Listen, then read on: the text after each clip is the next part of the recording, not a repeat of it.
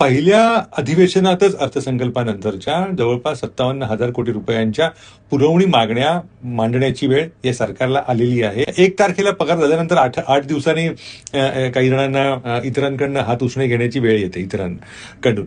महाराष्ट्र सरकारची अवस्था तशी झाली आहे असं आपल्याला म्हणता येऊ शकेल. पगार झाल्यानंतर 8व्या दिवशी लोकांकडे हात पसरण्याची वेळ जर कोणावर येत असेल तर ते त्याच्या फसलेल्या आर्थिक नियोजनाचंच लक्षण असतं. हे महाराष्ट्र सरकारच्या फसत चाललेल्या आर्थिक नियोजनाचं लक्षण आहे.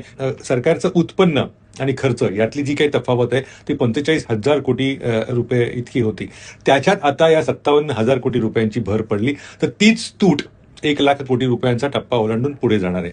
त्याच्या बरोबरीनं राजकोषीय तूट ही 1,00,000चा टप्पा ओलांडून कधीच पुढे गेलेली आहे. 9,00,000 कोटी रुपयांचं कर्ज महाराष्ट्राच्या डोक्यावरती आहे आणि यामध्ये ही नव्याने भर पडणारी आहे तुटीची. तर निवडणुकांच्या आधी शहरांची रंगरंगोटी करण्यासाठी आणि आम्ही किती शहरांसाठी काम करतोय हे दाखवण्यासाठी या खर्चाचा विनियोग केला जाईल. सरकार या रेवडीच्याच आधारे सुरू आहे.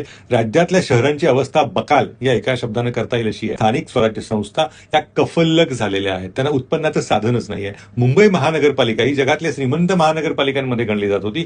तिला आपल्या आर्थिक ठेवी ज्या असतात बँकेमध्ये नागरिक जसं ठेवतात तसं संस्था पण ठेवत असतात.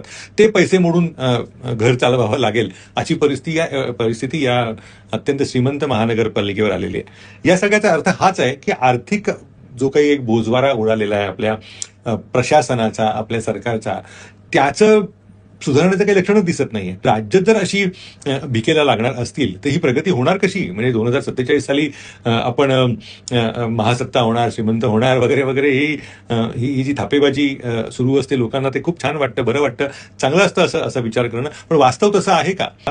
नुसतं 2047 सालापर्यंत अमुक होईल तमुक होईल हे असं म्हणून चालणारं नाहीये. आर्थिक एक शिस्त असायला हवी, आर्थिक नियोजन असायला हवं. म्हणून या विषयाकडे मला असं वाटतं की नागरिकांनी सजगपणे बघायला हवं. आणि जर तसं बघितलं जात नसेल तर 3 महिन्यात जर एखाद्या सरकारला पुरवणी मागण्या सादर करण्याची वेळ येत असेल तर काय आपली एकंदर आर्थिक नियोजनाची गांभीर्याची स्थिती आहे हे तरी यातून लक्षात येईल. महाराष्ट्र हा हळूहळू त्या कंगाल राज्यांच्या रांगेमध्ये जाऊन बसेल किंवा काय असा प्रश्न या वास्तवामुळे उभा होतो, आपल्या समोर ठाकतो आणि त्याला सामोरं जायचं धैर्य आणि त्याचा प्रामाणिकपणा हा आपण दाखवायला हवा.